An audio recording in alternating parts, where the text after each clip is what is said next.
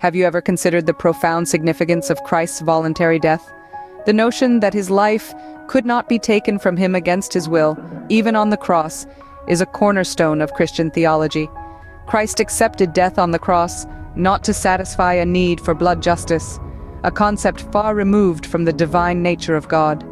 Instead, he embraced death to enter it as the divine Son of God, with the purpose of destroying this last enemy, which is death itself.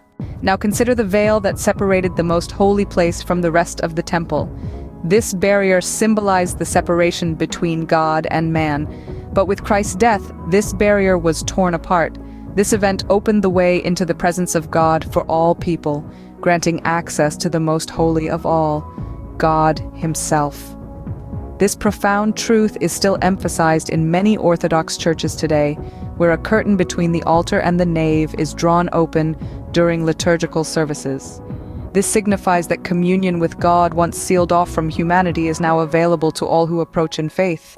Among those who witnessed these events was a centurion, a Gentile, who recognized Jesus' dominion over nature and acknowledged him as the Son of God. Tradition remembers this soldier as Saint Longinos. Reflect on the faithfulness of the women during these times. Their steadfastness illustrates how divine order is being restored to the fallen world. In a way, this mirrors how Eve, created to complete Adam but led him to sin, contrasts with the women disciples who remained faithful while the men fled and hid. These women brought the message of the resurrection to the men, restoring what had been broken through sin. Now imagine if the apostles had buried Christ. Doubters could claim his body was simply hidden away. But Joseph, a council member and a good and just man, refutes any possibility of such deception. The spiritual significance of a tomb where no one had ever lain before is that Christ died a death unlike any person had ever died, a death without corruption, a death leading to victory over the grave itself.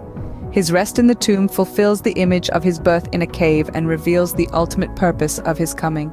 Even the women, with their faith stronger than the hiding disciples, still had an imperfect understanding as they prepared for the corruption of Christ's body. Consider the Sabbath. As God rested from his work of creation on the original Sabbath, so now Christ rests from the work of the new creation on the Sabbath.